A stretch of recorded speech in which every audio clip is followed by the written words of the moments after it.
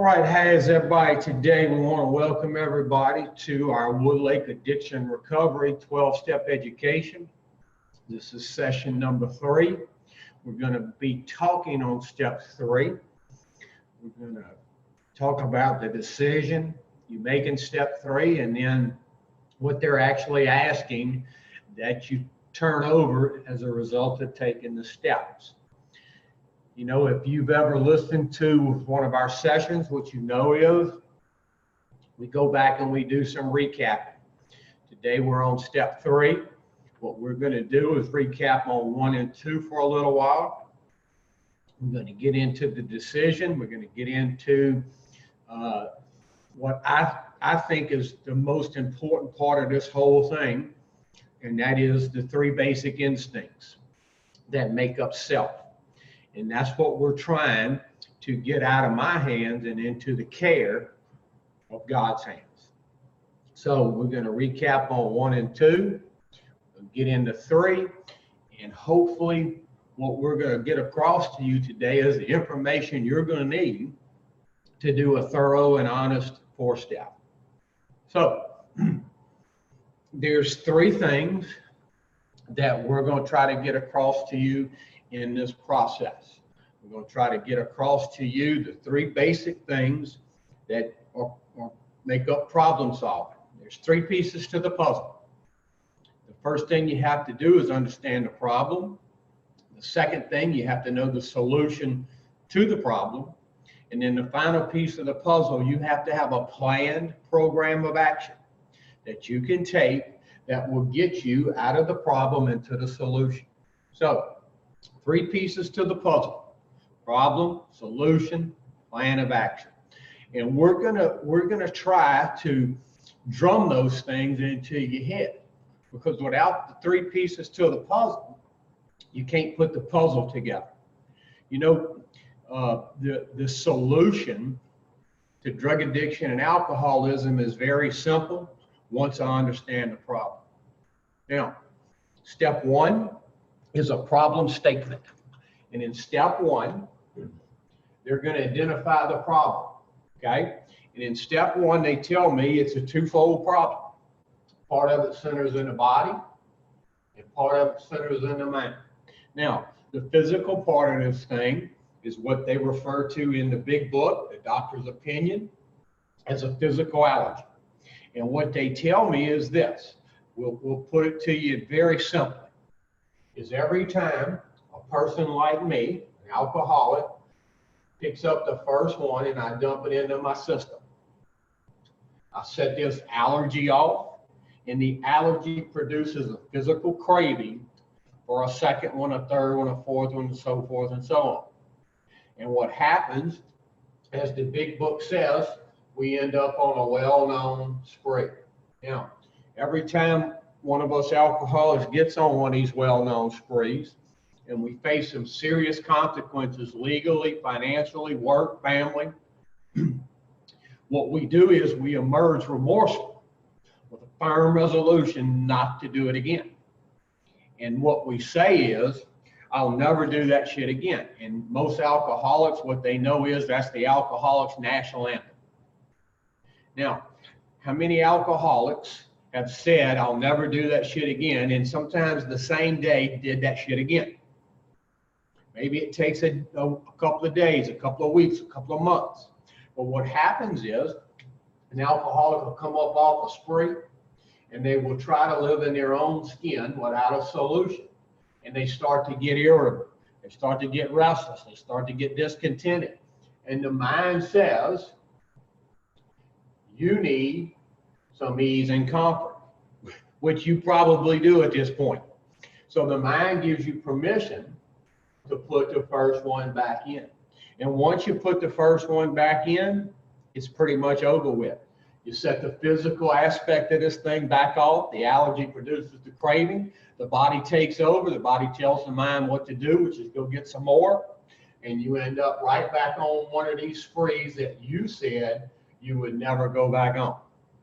So,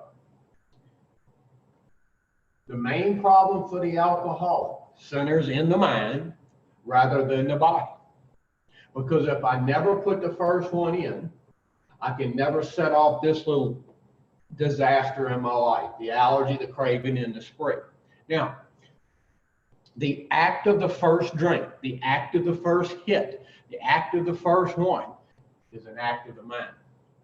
The second one, the fifth one, the 10th one, the 20th one is an act of the body. Now, all of this would be academic if the alcoholic never puts the first one in. And the obsession of the mind is the reason I keep repeating the act of the first one. Now, well, we're going to do all our work in the 12 steps is in the mind, not the body. Because you can't do anything about the allergy. Once you got it, you got it. That's why they say once alcoholic, always alcoholic. But if I don't have the obsession, if I can recover in the mind, the allergy actually becomes a moot point. Because if I recover in the mind, I'll never put the first one in. If I never put the first one in, I don't have to worry about the allergy. So, to sum up step one, the problem. If I can't stay stopped because of the obsession, and I can't control how much I'm going to use once I dump the first one in because of the allergy, these two things render me powerless. And I want you to keep that word in mind today. We're going to talk a lot about powerless, which is the problem, and power, which is the solution. Now, the solution that works on this problem is very simple once I identify the problem. Look, the solution is only as good as my understanding of the problem. If I don't understand about the obsession and the allergy, what I would probably do when it comes to the solution is just go sit in some meetings, which alcoholics know that's not enough. It's more to it than just going to meetings. Now, the solution. The solution is also twofold. Part of it centers in the fellowship that's going to the meetings. And in these meetings, I get a lot of support. And the meetings are good. The meetings are crucial. The meetings are very important. But it's not enough for an alcoholic who has this problem. It's more to it than just going to a meeting. Okay? What actually has to happen is you got to take the steps. And the directions of the program of AA, the steps, are in the first 103 pages of the big book. And what the steps do is change me. Now, if I can put these two things together, if I can be in the fellowship of Alcoholics Anonymous and practice in the program of Alcoholics Anonymous, I'm going to tap in to this power. Now, step one, they give you the problem. Step two, they give you the solution. And in step three, what we're going to talk on today, they tell you, make a decision. Do you want to remain here, powerless, or do you want to seek this power? Now, the step three decision, I'm going to say this a bunch today. It's just a decision, and decisions change absolutely nothing. I want you to think about this. How many of y'all have ever decided to get your shit together? And after you made that decision to get your shit together, you did absolutely nothing, and your decision remained a decision. Now, one of the little examples, the little jokes we like to use about the decision, and it really clarifies a lot of things about a decision. If you had 3 bullfrogs sitting on a log, and one of them decided to jump, how many would you have left? Now, most people say 2, but the correct answer is 3. Because if you have 3 bullfrogs sitting on a log and one of them decides to jump, you still have 3, because all he did was make a decision. Now, if he would get his green ass off that log and take some action and jump, his decision would be carried out. All decisions imply further action. So in step 3, it's important for you to understand you're not turning anything over. You're just simply making a decision to do it. Now, step 3, when you get down to the nuts and the bolts of it, this is what I'm really deciding. Do I want to get out of the problem and come over here and start living in the solution? That's what I'm deciding to do. See, and the way that I'm going to carry out my step 3 decision is by taking steps 4, 5, 6, 7, 8, and 9. And we refer to these as the action steps. And these are the steps I take, which taps me in to this power. That's what the action steps do. They tap me into power. And what the power does, in turn, is come over here and remove the obsession that I have no control over. Now, once somebody takes the action steps, 4, 5, 6, 7, 8, 9, and they tap into this power, what they do next on a daily basis is 10, 11, and 12. And they take these 3 steps daily. And these 3 steps, every day, all day that I take them, tap me into the power even deeper. So the whole scheme of this is to go from powerless to power. Now, how many of y'all, like me, when I first came in and was introduced to 12 steps, my idea of the 12 steps were they're going to get me and keep me sober. Now, the steps are not designed to get and keep you sober. That's not what they're designed for. And I'm going to repeat that. The steps are not designed to get or keep me sober. And if you use the steps for that purpose, they won't work. Now, if you use anything for what it's not designed for, it won't work too good. I'll give you an example. If I put a vacuum cleaner right here, and I plug the vacuum cleaner into the outlet, and I told you, hey, I want you to tune in to ESPN, the football game. You wouldn't be able to do that because the vacuum cleaner is not designed to watch TV. Now, if you took the vacuum cleaner and you use it for what it was designed for, to pick up shit off the carpet, it would work and work perfect. If you use the steps to try to get and stay sober, they won't work. Because look, let's think about it. Most people who come into treatment, most people who come into the rooms of Alcoholics Anonymous, when they walk in, they sober. How many of y'all can get sober all by yourself? Any jackass in the world can quit. That's the easy part. Now, what the steps are designed for, if you actually read step 12, and I'm going to read the first part of it for you.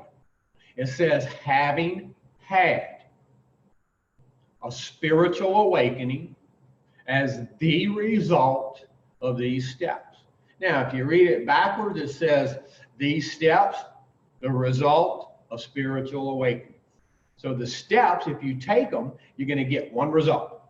And that result is an awakening of the spirit. And the reason the spirit is going to awaken is because you have tapped into the power.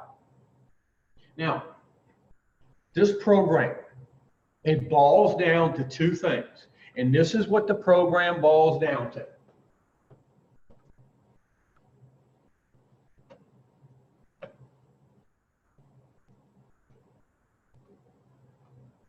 The program of Alcoholics Anonymous boils down to being powerless and seeking some power. Now, what do they tell you in step 1? In step 1, they tell you the problem. And what they tell you is you are powerless because of the obsession and the allergy. In step 2, they give you the solution. And they tell you The solution is power. And the way you're going to tap into this power is by taking the 12 steps like the book says, and being a very valued member of Alcoholics Anonymous by being in the fellowship. Now, if I'm here and I want to go here, something's blocking me. See, something's blocking me from the power. Now, in step 3, they're asking me to make a decision. Now, what's blocking me? This is what's blocking me. Self. Now, if you ask a person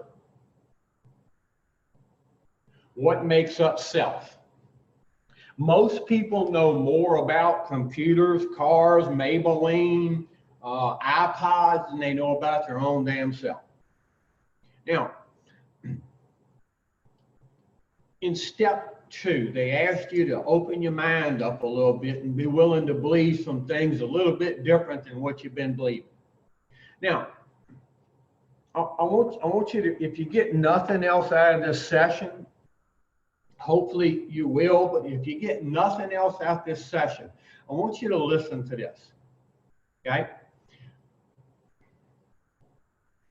An alcoholic like me left untreated.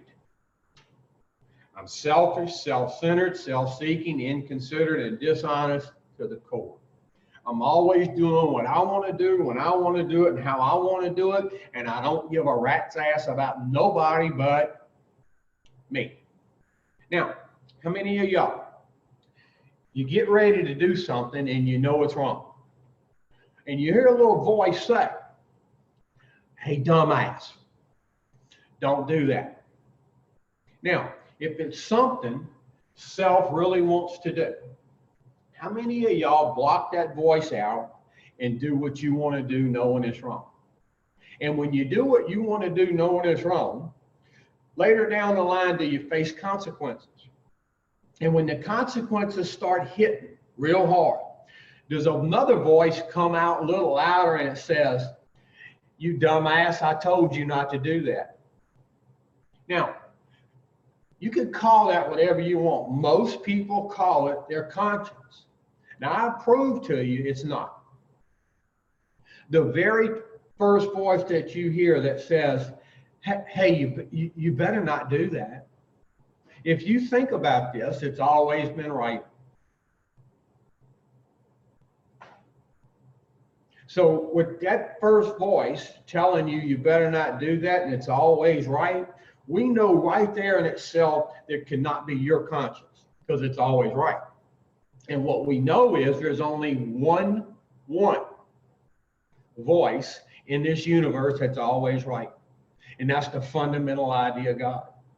Now, when I hear that first voice tell me, "Hey, you better not do that," and I block it out and I do what I want, that's my conscience. I want you to turn your big book to page 55. On page 55, the second full paragraph down, it's going to start out with "actually." It says, "Actually, we were fooling ourselves." Imagine that shit. It says, "For deep down in every man, woman, and child is the fundamental idea of God." Now, it tells me the fundamental idea of God is deep down within me. When you hear that voice tell you, "Hey, you better not do that," where do you hear that voice? Do you hear that voice out the sky? Do you hear it coming from a light bulb, from a door? If you do, we need to get you to another facility. See, every time I hear that voice tell me, "Hey man, you better not do that," I hear that voice deep down within me. Now, the fundamental idea of God, it's deep down within me. Now, where's one place? Still talking. I know, go to message. Never looked. or wherever she I sent don't know you that. about you, but before I came into this program, one place I never looked and wanted to look and didn't want to go there was deep down within me. Because every time I'd get a little glimpse of who and what I really was, I would go. Ain't going there. Go, go, go, go, go, go. Go, go, go. How many of us, every time we start to look deep down within ourselves, we don't want to look there? You know, she told me that. if they give me the problem, they give me the solution, and they tell me to make the decision. Now, Copy and 4, 5, 6, 7, 8, and 9 is how I carry out the step 3 decision. 4, 5, 6, 7, 8, 9. What they enable and allow me to do is look somewhere I've never looked. That's deep down within myself. And if I ever look there, what I'm going to discover is the fundamental idea of God. Now, they got a little joke that goes along with that conception. Back when God created everything, they say it took him like 7 days because he works quick. After he got everything done, the angel says, God, where do you want us to put you in this? God said, well, and the angels interrupt him. So I tell you what, God, we're going to put you up on the mountain, the highest mountain we can find. And God says, no, don't put me there, because if you put me there, man will find me there and ruin everything. So the angel says, well, God, will tell you what, we'll build you a nice throne and kingdom in the bottom of the ocean. And God thought a minute. He says, no, don't put me there either. Man will eventually get down there and find me and ruin everything. So the angel says, well, God, where do you want us to put you in all this? And God thought a minute. He said, tell you what. He says, put me deep down in every man, woman, and child. They will never look there. How many of us, we look to alcohol, to drugs, to money, to power, to prestige, trying to satisfy this yearning for something. But we never look into one place that's obvious to everybody except ourselves. And that's deep down within us. Now, you're born with the fundamental idea of God deep down within you. That's that idea that tells you right from wrong. Look, how many of y'all have ever watched a little baby in diapers? They're learning everything. Boy, they get about 6 months, 7 months old. They start crawling around, and they can't talk very well. And the way that they express themselves is through their emotions. When they get hungry, they cry. They tell you they're hungry. When their diaper's full of pee and poo, the way they tell you that is through their emotions. They cry. Now, you're supposed to outgrow that. How many of us, we still express ourselves through our emotions? When we don't get our way, how many of us do this? We go.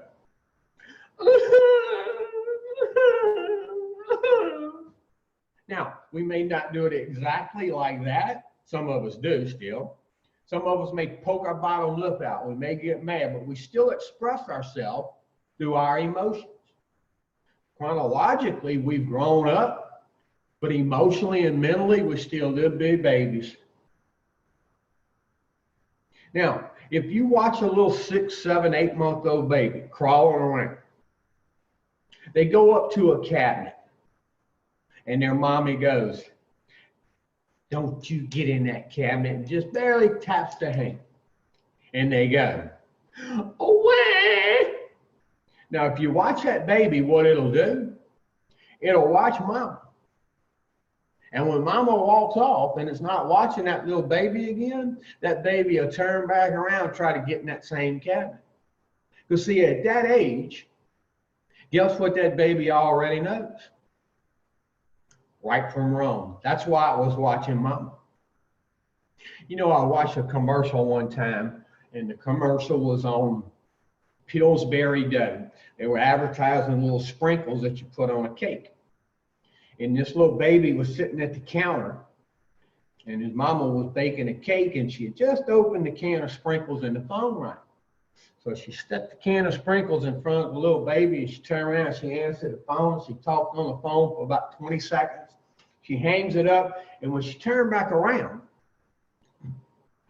she asked that little baby, she said, "Did you get into those sprinkles?" And that little baby goes, "Uh-uh." And then they zoomed on the little baby, and little baby had sprinkles all over its face. See, that baby already knew right from wrong. How many of us in here, we know right from wrong? Right and wrong never was my problem. See, I knew right and I knew wrong. But what always got in my way? Self, what I wanted to do. See, normal people, whatever that is, most normal people got two things, what's right and what's wrong. And 9 times out of 10, successful normal people do what's right. Now, alcoholics left untreated, they got 3 things. They got what's right and what's wrong, and in the middle, the biggie, what I want to do. And what I want to do normally wins out. Now, I want you to think about this. I want you to go back and I want you to think about when you were like 8, 9, 11, 13, physically. Did you have a dream? Did you have an inspiration, an aspiration, something that you wanted to be and become? Most people do. Now, I want you to think of something that's real logical, okay? Now, if you're like 4'11", don't say when you grew up you wanted to be center for the Los Angeles Lakers, okay? Something plausible. Now, I had a guy tell me one time he wanted to be a fireman. And I said, well, let me ask you this, man. Every time that you got ready to do something wrong and you heard that little voice say, "Hey, dumbass, don't do that." If you would have listened to it every time, what are the chances that you would be a fireman successfully today? He says, pretty good. I said, no shit. I said, guess who else wanted you to be a fireman? He said, who? I said, God. Every time you got ready to stray from the path, he says, hey, don't do that. You just wouldn't listen to him. See, because not only did God want you to be a fireman, he's the one that put that conception, that idea in your mind. And if you would have listened to him, you would be a fireman. See, how many of us today, we mad at God? We mad at God because we didn't get what we wanted. We lost something we already have, and we always, what I want. We're mad at God for a situation, but we won't listen to him when he says, hey, dumbass, don't do that.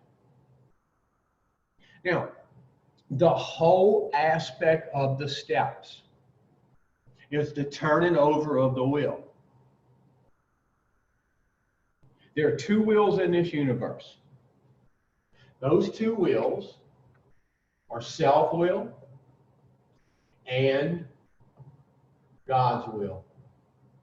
That's the only 2 wheels in the universe. Self-will and God's will. And to my surprise, there's only one will that rules this universe. And it sure as hell ain't Kevin's will. It's God's will. Now, self-will is a gift from God. So if it's a gift from God, self-will cannot be bad. Self-will is actually a beautiful thing if I use it the way God intended. And the way God intended for me to use self-will was to conform my will with his will. That's the proper use of the will. Now, one way or the other, my will is going to get conformed with God's will. It's just a good idea to be alive on earth when it happens and to be a willing participant. Now, how many of you in here How many of you keep getting consequence after consequence after consequence dropped on your ass? If you want to. That's God telling you, hey, jackass, quit doing what you want to do. Start doing what I would have you do.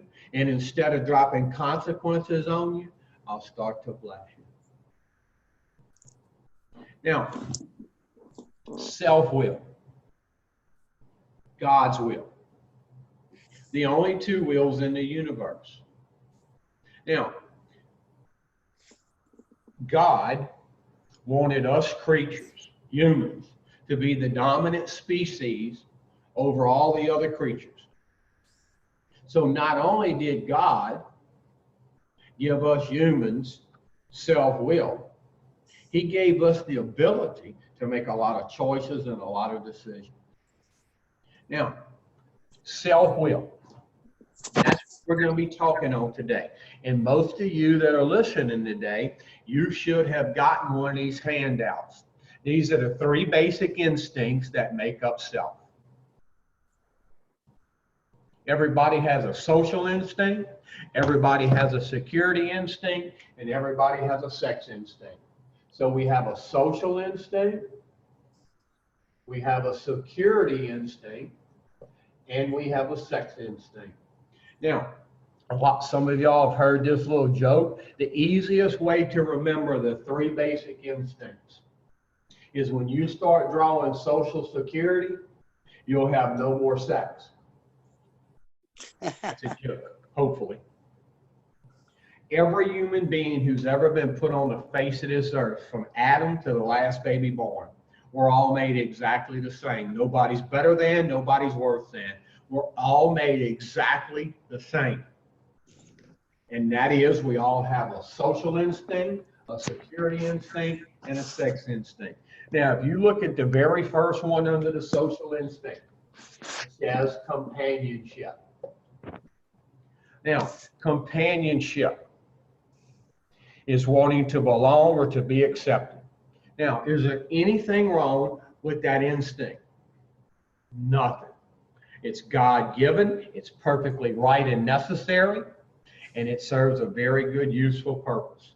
The next one under the social instinct is prestige.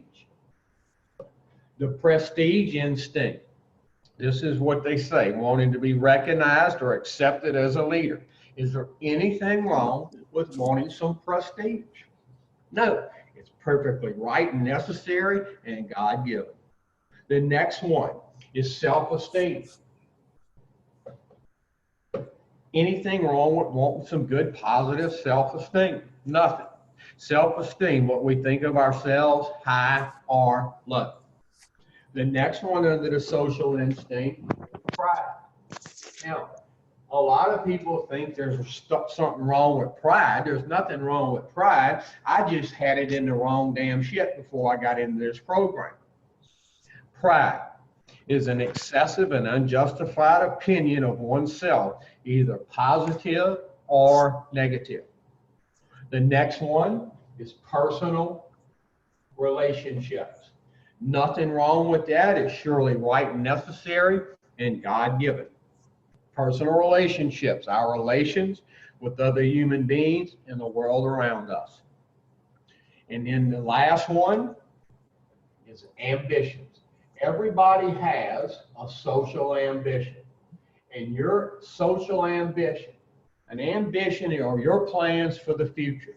Everybody has a social plan for their future. Nothing wrong with having some ambition. Now we go to the security instinct. The first one is material. Now, the material instinct is wanting money, buildings, property, clothing, etc. in order to be secure in the future. Now, anything wrong with material security? No, it's perfectly necessary, right, and surely God-given. The next one, emotional security. The emotional security, sex, based upon our needs for another person or persons. Some try to dominate and some are overly dependent on others. Emotional security, perfectly right, necessary, and God-given. Then we have a security ambition, your plans for the future. Now, go to the sex instinct. The first one says acceptable. Yours may say natural. It is the same thing. And it says our sex lives is accepted by society, God's principles, or our own principles. And then the next one, it says hidden. Yours may say desired. Hidden says our sex lives that are contrary or to either society, God's principles, or our own. And then everybody has a sexual ambition, a sexual plan for their future. Now, these instincts, they're necessary, they're right, and they're God-given if I use them in the proper way. Now, what's the proper way to use these God-given instincts called self-will? Is to conform it with God's will. Now, we take other creatures. We take dogs, cats, birds, lions, tigers, bears, elephants, giraffes. They have instincts. See, but what they don't have is self-will. God directs their instincts. God tells them when to eat, when to reproduce, when to construct shelter, how to fit in society. God takes care of all of them. They don't get the ability to make a lot of choices and decisions. I'll give you an example. You take dogs. When it comes to the sex instinct, they can't decide who, what, how many times, one position. See, God directs them. Now, how many of y'all have ever heard of Adam and Eve, the Garden of Eden? Now, I'm going to give you the drunk version, okay? But it may make sense to you. Again, when God created everything, they say he worked pretty quick. It took him about 7 days. When God created the garden, he had all these creatures in the garden. Then he says, I'm going to make something in my image. So he made man. Then he said, I'm going to give man some companionship. So he made woman. They say that's when the damn problem started. Now, Adam and Eve, they're the only two humans in the garden. And they fit in with all the other creatures, the lions, the tigers, the elephants, kangaroos, everything. It's the best it has ever been. There was no crime, no pollution, no nothing. And God told Adam and Eve, look, you got to run at the damn place. It's your kingdom. Just don't eat the apple. Everything will be great if you don't eat the damn apple. Now, things are going great. Adam and Eve's rocking and rolling. Everything is good. A little snake comes slithering by and goes up to Eve and says, hey, y'all can go eat that apple. Y'all don't have to listen to God because y'all have self-will. He says, now us animals, we got to listen to God because we don't have self-will. But you humans are special to God, and he gave y'all self-will. So y'all can go eat the apple. Eve tells the snake, says, yeah, but God said not for us not to do that. Little snake says, Eve, I told you, you don't have to listen to God. You have self-will. So Eve runs over to Adam. Adam. We can eat the apple. We got self-will.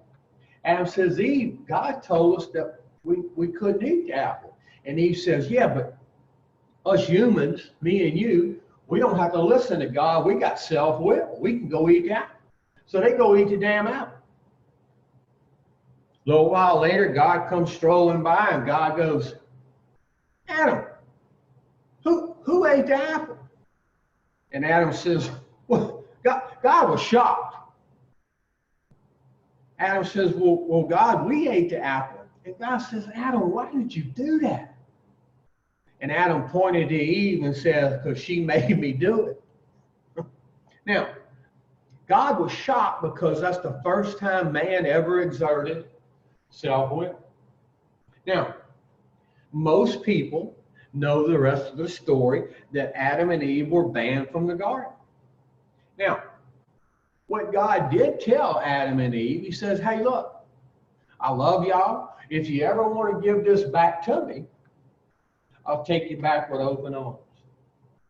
Now, that deal he made with Adam and Eve, he made it with you, me, and every human. If I ever wanted to conform this will back with God's will, he would take me back with open arms. Now, I want you to ask yourself this question. How many of y'all have been doing like Adam and Eve, and you've been doing things you shouldn't be doing? And every time you do things you shouldn't be doing, God drops consequences on your ass, trying to wake you up and bring you back home. Now, for 26 years, I did what I wanted, when I wanted, and how I wanted. And I didn't give a shit about nobody but my damn self. And every time I would do something that went against God's will, he would say, okay, you little dumbass, here you go. And I would get consequence after consequence after consequence. And everything was stripped from me. Everything in the social instinct, the security instinct, and the sex instinct. See, I needed a lot of stripping away in order to open my mind up and be willing to conform my will with God's will. And I look back on it, and God knew exactly what he was doing with me, because I'm hard-headed. I know none of y'all are, but I am. See, I had to lose everything. And I always blamed it on crack and Crown Royal. When the truth is, the reason I lost everything is because of self-will run riot. That's the reason I lost everything. And the only way that I could deal with shit when I'm losing it is to do this.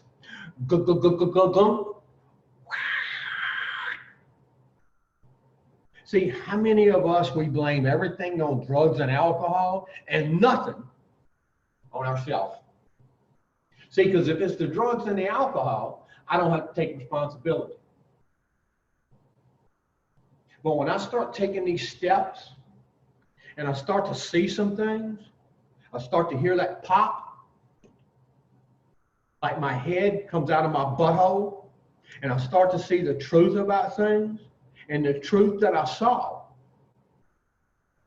it wasn't drugs and it wasn't alcohol, it was me. It was me, me, me. Now, when I started to take these action steps, especially 4 and 5, I saw it.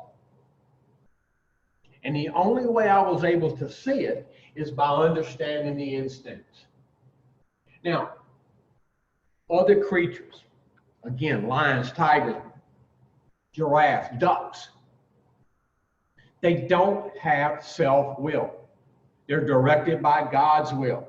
They have instincts, but they don't have self-will. Look, one of the examples I like to use. How many of y'all have ever turned on the TV and you turn it on to the news, and at the bottom of the news of the TV it says breaking news? 100,000 elephants go to war with 30,000 tigers. You've never heard that, and you never will, because God directs their instincts. Now, have you ever heard of 100,000 men going to war with another 100,000 men? You have. And the reason why? Self-will run riot. And we want to blame that shit on God. How many of you great hunters are out there? How many of y'all have ever watched a flock of ducks? You know, ducks, geese, they some dumbass animals. They eat and shit everywhere. You know, at one of our locations up, we got a lot of geese out there. And if you watch them, they eat and shit everywhere. Now, if you ever watch a flock of geese, a flock of ducks fly, they fly in a V. Now, they dumbass animals. But what they can do in the summertime, they'll fly 6,000 miles south, And when it starts turning cold here, they end up warm. Then, when it starts to turn summer again, they'll fly 6,000 miles back. Now, these are some dumbass animals. Now, why can they do that? Because God directs them. Now, if you ever watch them fly on a V, the lead duck, the lead goose, whatever it is, when it gets tired, it peels back to the back of that V. Another one steps up in its place and keeps the society going. Now, there's no quacking, no squawking. They don't stop and land and go, okay, fuck, who wants to be in charge? They do it automatically, just like that, because God is directing their instincts. Now, ducks, geese, dumb animals can fly 6,000 miles, stay for a couple of months, and fly back. If we took everybody in Ethel right now, and we said, let's walk to Baton Rouge. When we got to the gate, self-will would kick in. Half of y'all would go, well, we need to go left. A couple of 4 or 5 or 10 of y'all would go, no, we got to go right. And then have those 2 or 3 geniuses at the gate go, we got to go straight. Self-will would kick in and ruin everything. Now, I want you to think about some things. Self-will, the instincts. How many of y'all in here, y'all do what you want, when you want, how you want, and you don't care about anybody else's instincts as long as you get what it is you think you want? Now, when it comes to the 4th step, the first action step, if I can't or will not do a thorough and honest 4th step, I can't do 5, 6, 7, 8, or 9. My step 3 decision is going to remain a decision. I'll stay stuck in the problem and never get into the solution. It's vital, it's crucial that I'm able to do a thorough and honest 4th step. Now, in the 4th step, when I'm inventorying, is self. I'm inventorying the instincts. If I don't understand these things or they never were explained to me, I can't do a thorough and honest 4th step. You know, I've been doing this a long time, and I'll have people come into the treatment center and they say, well, I was sober for a year and a half. And I go, well, that's fucking great. Charles Manson was sober for 47 years. It means absolutely nothing. Any jackass can get sober. Now, can you get sober? Can you accept the spiritual program and live joyous, happy, and free so you won't find it necessary to put something in you to change the way you feel? That's the key. And just about every one of them, I'll go, did you do a 4th step? Oh, I did the 4th step. I said, did you do it thorough? I did. Did you do it honest? Well, most certainly I did. I said, okay, explain the 3 basic instincts to me. And they go, what? What are you talking about? I go, that's what I thought. See, if the instincts, if the 3 basic instincts which make up self have never been explained to you thoroughly, you cannot do a thorough and honest 4th step. So you won't be able to do 5, 6, 7, 8, or 9. Your decision is going to remain a decision. You're going to stay stuck in the problem and never get into the real solution, which is power. Now, the instincts, not only do I have them, everybody has them. Every human being has the same basic instincts I have. So that means my family has them, my daughters have them, my wife has them, my boss has them, my friends have them, people I don't want to barbecue with on Sunday have them. Everybody has them. Now, if I can start to understand what makes me tick, the instincts, I can sort of understand what makes you tick. Now, I don't go around analyzing everybody.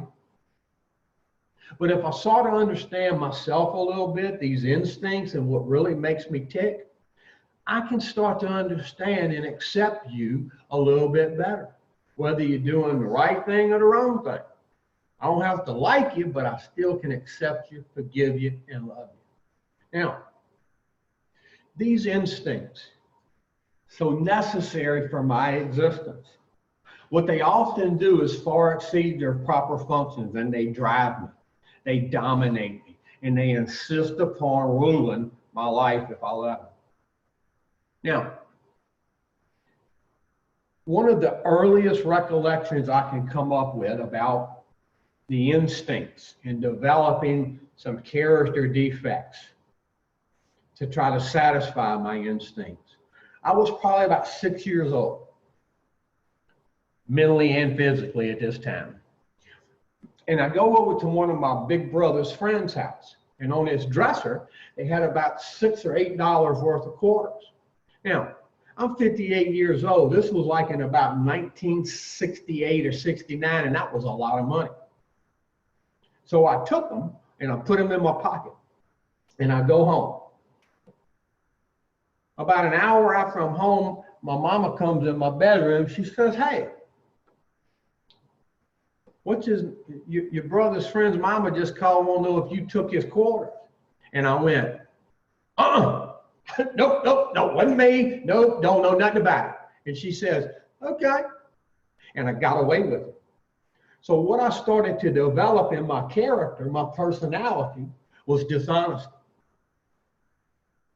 Now, how many of us in here, we start to develop some bad character defects trying to satisfy the instincts? See, we start to develop some defects of character like dishonesty, inconsideration, selfishness, self-centeredness, self-seeking.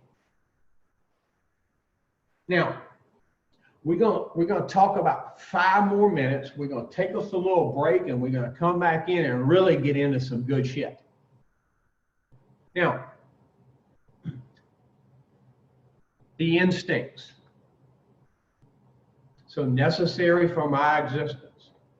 What they often do is far exceed their proper function, and they drive me, dominate me, and insist upon ruling my life. And if I let them, what they'll do is destroy me. Now, how many of y'all know what a nuclear reactor is? A nuclear reactor is a powerful, powerful ass device. But if it's monitored right, if it's monitored on a minute, hourly, daily, weekly, monthly basis, if some things are taken out of it, like heat, and some things are put into it, like cool water, that nuclear reactor, a powerful force, will serve a good, useful, safe purpose. Self-will is a very powerful force. And left unchecked and unmonitored, it'll do like a nuclear reactor. It'll destroy itself from the inside out. Now, self-will, this powerful force, if it's monitored on a minute, hourly, daily, weekly, monthly basis, see if some things are taken out, like dishonesty. Some things are added to it, like honesty. Some things are taken out, like inconsideration. Some things are added to it, like consideration. Some things are taken out of it, like selfish, self-centeredness. Some things are added to it, like thinking of others.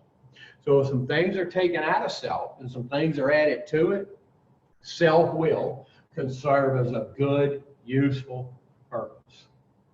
Now, how many of y'all in here are destroying yourself from the inside out? You won't look at self.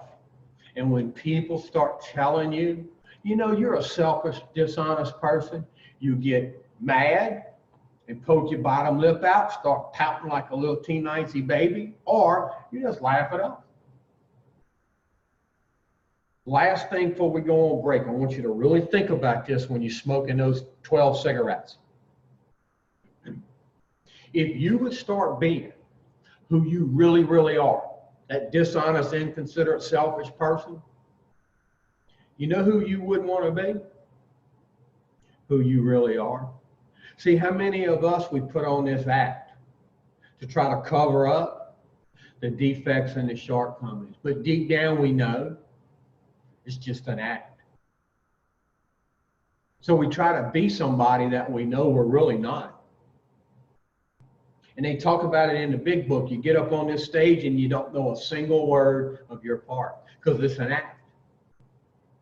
You know, when I started being who I really was, a dishonest, inconsiderate, selfish person, I didn't want to be that person anymore. And that's when these action steps became very appealing to me. In 10, 11, and 12, you couldn't keep me from them with the Red Army. Okay, it's about 5 minutes till. We're going to take about a 10-minute break. You can go TT and foo-foo and take a little potty break and go smoke you about 4, 5, or 18 cigarettes. But you got to be back in 10 minutes.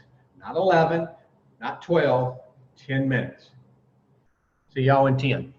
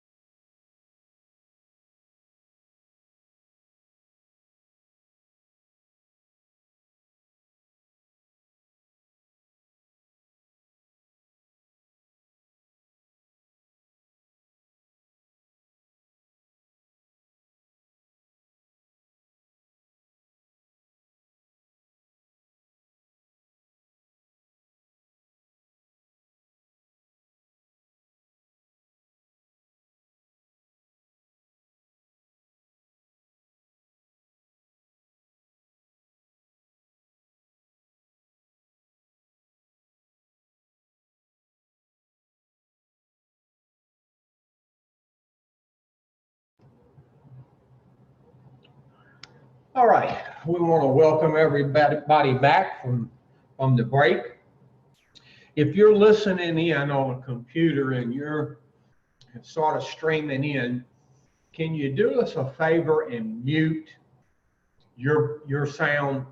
Because if you don't mute your sound, everybody can hear you talking, okay? I've got my computer muted, so I can't hear any feedback, but a lot of the other locations can. So if you're remotely coming in with us, please mute your audio. Okay. Okay. So we're going to get back into step 3, the decision. And you know, I've been doing this a long time, and what I normally hear is this: once the instincts have been explained thoroughly to a person, they go, man, I've never heard it put like that, which is great, okay? Because not a lot of people in treatment centers and in the rooms of AA do we emphasize this enough. So it's great that you're hearing it. Now, it can be a blessing or a curse to know this. Now, I tell people this all the time. If we don't help sober you, keep you sober, and change your life around, what we're going to do is screw your using days up. But see, before you knew about this, you would do things and go, well, I ain't hurting nobody. I didn't know that. See, the difference now is you're going to know exactly what you're doing to people. So if you leave out of treatment and you continue to be a dishonest, inconsiderate, selfish person, stepping on people's instincts, when they retaliate on you, you're going to know why. And what you're going to have to do is drink and drug more than you ever have, just to blot out the consciousness of your intolerable situation. Because the difference now is, you know. And I think God takes a lot of mercy on a person who doesn't know.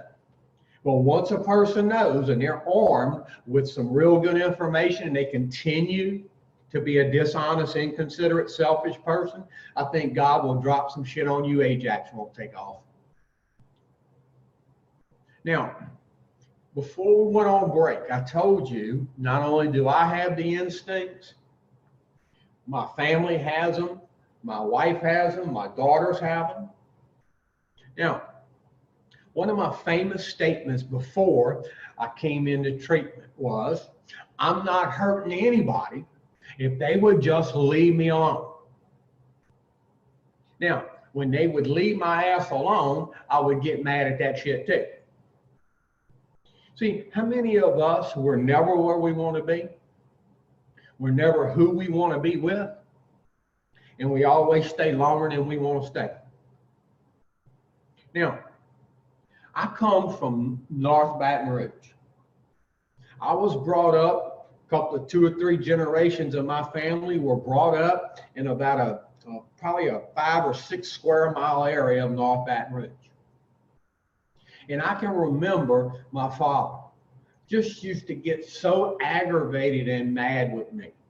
And I never could understand why until I started to understand the instincts. See, the last name that he gave me, where not only him, my grandfathers, my great-grandfathers on both sides worked long and hard to make my family's name a good, respected, honest name.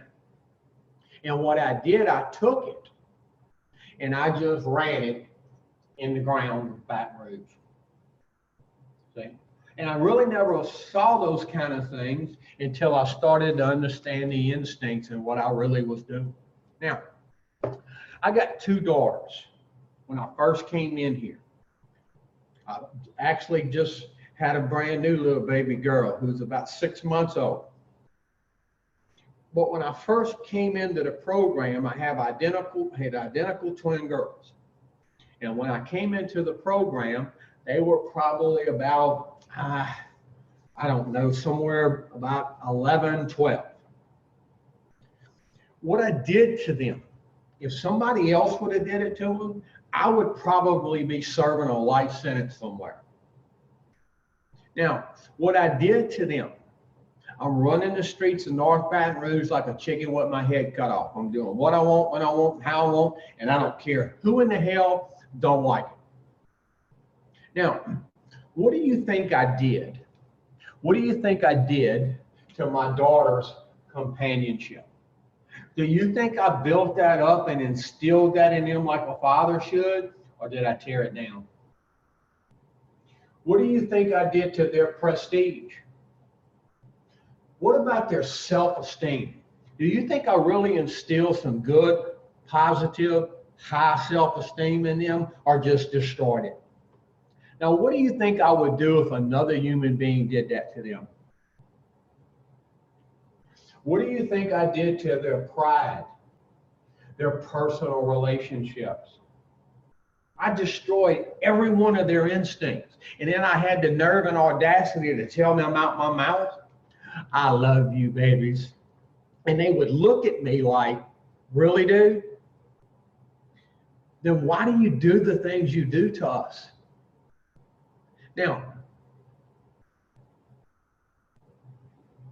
if somebody else would have affected their instincts on the social instinct like I did, I wouldn't stand for it. And you know what my daughters were wishing? That it was somebody else doing it to them instead of me. Now, I can remember they started middle school. And they're going to this new school one day, first day of middle school. And they go to school and they meet a couple of new little girls. And one of those little girls goes home and she tells her mother, Mama, I got best friends. They're identical twins. And her mama goes, oh, that's good. What's their name? And the little girl repeats my daughter's names in front of the mama, and their mama goes, oh, shit. Oh, no, you ain't running around with those little girls. Because, see, their mother knows me and knows what kind of a person I really am. And she repeats that in front of this little girl. And the next day, the little girl goes to school and repeats that in front of my daughters and some other little friends around them. What it did to their companionship, prestige, self-esteem, pride, personal relationships, emotional security, destroyed it. And you know who I wanted to get mad at? The mama. When really who I should have been looking at was me, because it was the truth.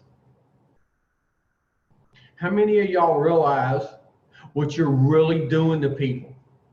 A lot of you don't until you start to understand the instincts. I got two brother-in-laws, just two of the most good guys. They do the right thing. And I never could understand why they wanted to always kick my ass. And you know what I would tell them? Try it. Now, what I did by running my bullshit on people, it filtered down into their houses. Because see, my sisters, it affected just about all their instincts. So now I got not only my house in turmoil, I got my two sisters' house in turmoil. I got my parents' house in turmoil. My brother-in-laws are up in arms, and I'm saying, I don't know why y'all so mad. I didn't do nothing. Just leave me alone. See, once you start to understand the instincts and what you're really doing to people, that's not going to fly anymore. Now, my parents, God bless them. My mother has passed. I still have my father alive. What I did to them too, if I was them, I would never speak to me again. See, I affected every instinct they had. You know, when my father retired, he joined a Model A club. He bought a couple of old Model A's. If you don't know what a Model A is, it's an old goddamn car. And he started rebuilding. And he and my mother joined this Model A club. And they start traveling to all these different shows. And those other old biddies in the Model A club and my mother got to be real good friends, real close. So every time they would go on one of these trips, them old biddies would ask my mama, well, how's Kevin doing? Now, she would have to do one of two things. She would have to lie or tell the truth. Now, what do you think she did? Do you think she lied? No. Did she tell the truth? No. What she did was she quit going. Do you really understand what you're doing to people? And if you do understand what you're really doing to people, that you say you love out your mouth, you would do everything right now to change. See, after what you've done to people, it's time to give them a break. Now, we're going to get into this in the book here in a minute. If you really love somebody like you say you do, every decision you make would be based on what's best for their instincts and not yours. Now, I have asked this question quite a bit. Do you love your family? See, and if you're starting to understand the instincts and what you've really been doing to them, you would have to say no. It doesn't make you a bad person because God doesn't make bad people. We don't want you to chastise you. What we want you to do is start operating on the truth, because once you can acknowledge that, then you can take some steps to change it. Look, you can't change anything you will not acknowledge. I ask this question a lot. Are you a true believer in God? Now, this is what a true believer is. When it comes to my instincts, I don't believe God's going to take care of them. I know He is. All I have to do is the next thing right. So when it's time to make some decisions based on the people that I love, my wife, my daughter, I take my instincts and I set them to the side. And I make decisions based on what's best for my wife's instincts, for my daughter's instincts, for my father's instincts, for my sister's instincts. Because I know if I do, later on down the road, a day, a week, a month, a year, God's going to take care of me and my instincts, and I know that. So by knowing that, it makes it real easy to make decisions based on other people's instincts.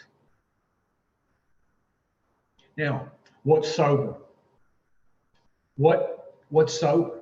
If you're sober and you're still making decisions based on your instincts, you're still being dishonest, inconsiderate, selfish. You're just a sober, dishonest, inconsiderate, selfish person now. Congratulations. See, being sober is one thing. Having some sobriety is something completely different. Having some sobriety is, I'm changing. My personality's changing. I'm trying to live in God's will. I'm trying to be joyous, happy, and free. And I look up one day and I'm happy, I'm free, I'm treating people right, and I go, hey, I ain't even thought about you, and I'm sober. Now, I want you to turn your big books to page 62.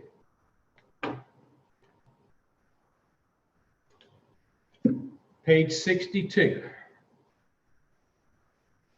The first paragraph down, it says selfishness, self-centeredness, that we think is the root of our troubles. Now, the ones of us that used to be like you, selfish and self-centered and dishonest to the core, we're starting to make a lot of changes.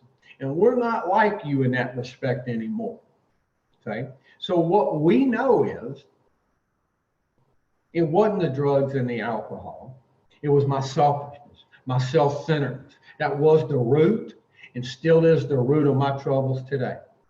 Now, are drugs and alcohol a problem for you? Of course they are. Are they the root of your troubles? No, and they never have been. It says driven by 100 forms of fear. Now, when you're driven by 100 forms of fear, how many of y'all, when it comes to your instincts, you fear you're not going to get what you want? When it comes to the instincts, you're going to lose something you already have when it comes to the instincts. Now, when a person is driven by fear, trying to satisfy the instincts, what they do next, if you read it in the book, the next one is called self-delusion. How many of y'all will do some shit you know is wrong trying to satisfy your instincts, but you will make yourself believe what you just did is okay because your instincts got satisfied?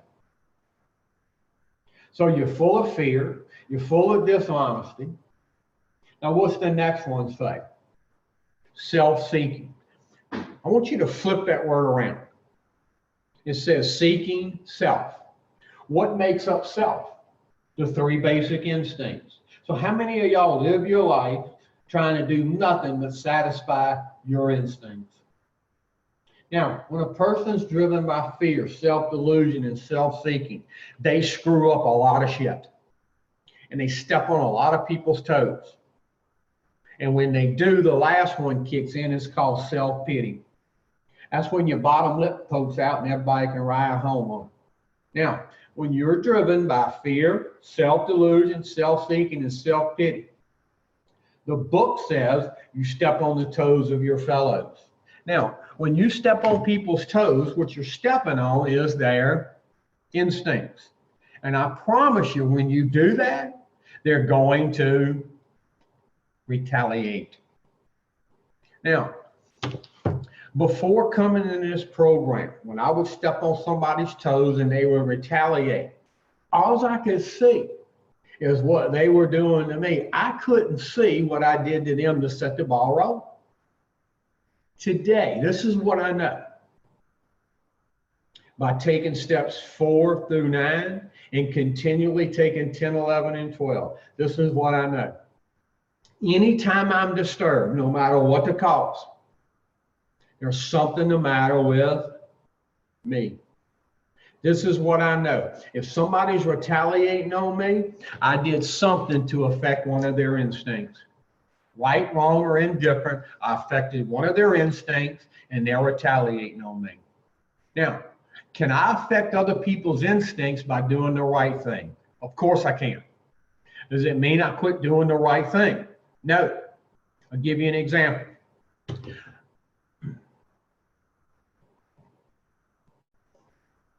I got a buddy of mine. We grew up knowing each other for years. We used together, we partied together. When I got sober, I affected a lot of his instincts. Now, I'm about 5, 6, 7 months sober, somewhere up in there. I'm really putting this program into action. I'm working with a good sponsor. And I see him for the first time. And when I did, he sort of treated me like I had the plague. I didn't get mad at him because I knew something about the instincts. See, what I had did by getting sober and doing the right thing was I affected his companionship, his prestige, his self-esteem, his pride, his personal relationships, his emotional security. So a lot of his instincts got affected by me doing the right thing. Did I say, well, I'm going to quit doing the right thing because I'm affecting his instincts? No, I did not. What I said was, I can show him a lot of patience, tolerance, and forgiveness for treating me that way because I understand where he's coming from. See, understanding the instincts and taking responsibility about the instincts, I got to do some things sometimes I don't want to do. Like Show somebody some forgiveness, some tolerance, some patience. How many times have people showed you tolerance, forgiveness, and patience when you stepped on their instincts? See, the shoe's on the other foot now. Okay, we're going to go back in the book. It says, sometimes they hurt us seemingly without provocation. And before you understand the instincts, what you seemingly think is everybody harms you unprovoked. But once you start understanding the instincts, what you know is people are not doing it unprovoked. I provoked them in some kind of a way because I affected one or more of their instincts.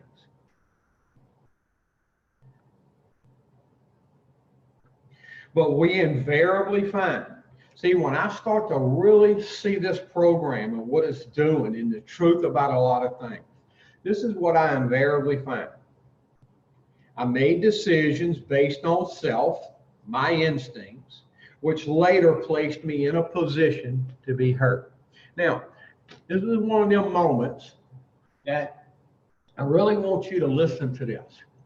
And I really want you to take it in and really put it someplace where you can remember. Now, I made a lot of decisions based on my instincts that later down the road placed me in positions to be hurt. Look, I'm sober today. I'm not perfect today, and sometimes I can do the same thing.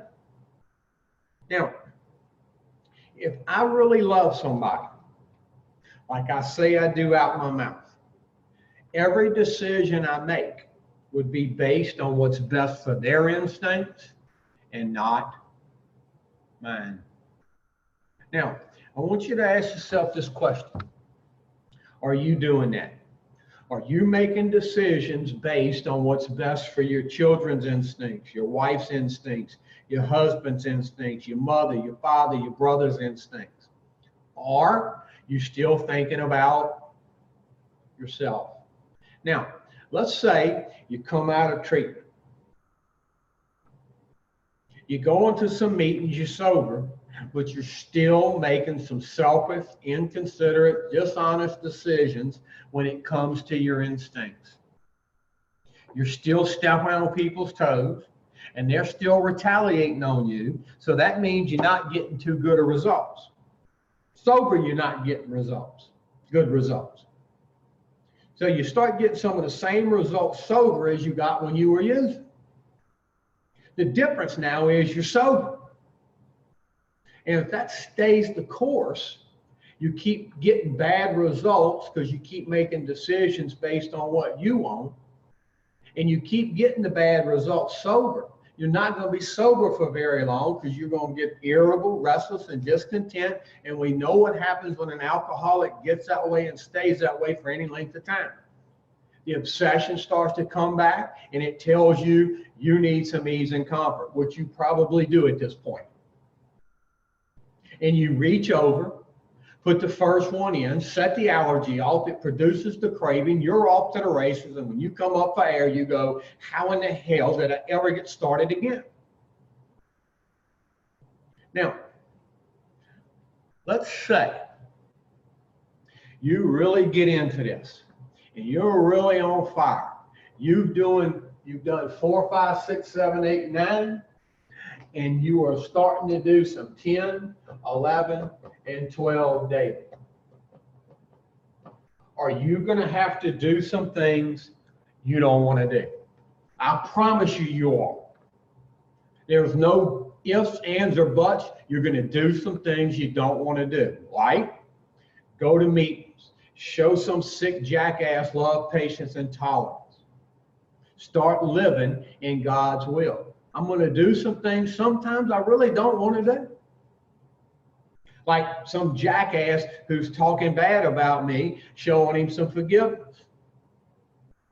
Now, let's say I don't do 4 through 9. I'm not doing 10, 11, and 12, and I come back over here and start using again. Am I going to do some things I don't want to do? Am I going to start lying, cheating, pillaging, robbing, using drugs again. Look, whether I stay in the problem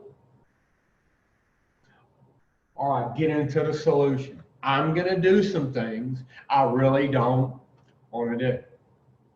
I just have to figure out, do I want to do them over here and get these fabulous results, or do I want to do it over here and get some horrible results? Now, step 3, I'm going to sum some things up. It says made a decision. So step 3 is nothing but a decision to do steps 4, 5, 6, 7, 8, and 9. It says I made a decision to turn our will and our lives over to the care of God as we understood him. What I'm trying to do is get these instincts out of my hands into the care of God's hands. Now, I think step 3 is one of the most misunderstood steps of all of them. You're not turning anything over in 3, you're just making a decision to do it. And the way that I do it is taking steps 4 through 9. Now, I like to use an example like this. If my car broke down and I take my car to a mechanic, I'm not giving that mechanic my car. See, I don't give him my car, sign the title over to him and say, hey, it's yours, fix it. What I do is I bring him my car. I say, hey, I need you to repair it. So he repairs my car and he puts it back in my hands. And he says, if you drive it right, you keep it tuned up, you keep the oil changed, this car is going to work just like it's supposed to. So am I giving the mechanic my car? No. I simply put it into the care of his hands. He repaired it and he put it back in my hands. And if I follow some simple directions, it works just like it's supposed to. Now, am I giving God my life in step 3? No, God doesn't want my life. That's why he gave the son of a bitch to me. What he wants me to do is conform it with his will. Now, I put my will and my life into the care of God's hands in steps 4 through 9. He repairs me. He puts it back in my hands. And he tells me, if you drive it right in 10, you keep the oil changed, you keep it tuned up, you're going to work just like you're supposed to. God does not want my will in my life. What he wants is for me to conform my will with his will. And that's the proper use of the will. So, to sum up step 3, we're going to make a decision to take these instincts, get them out of my hands. The way I do that is steps 4, 5, 6, 7, 8, 9. The will sort of starts to get repaired, starts to get conformed with God's will, and I keep doing 10, 11, and 12 on a daily basis. So, next session, what we're going to do is we're going to get into step 4. We're going to talk about some inventorying, how to actually fill out a step 4. And now that you've sort of got a little dose of self-will and the 3 basic instincts, you have a general idea on what we're going to inventory in the 4th step. So we will see y'all next session. Y'all have a good day.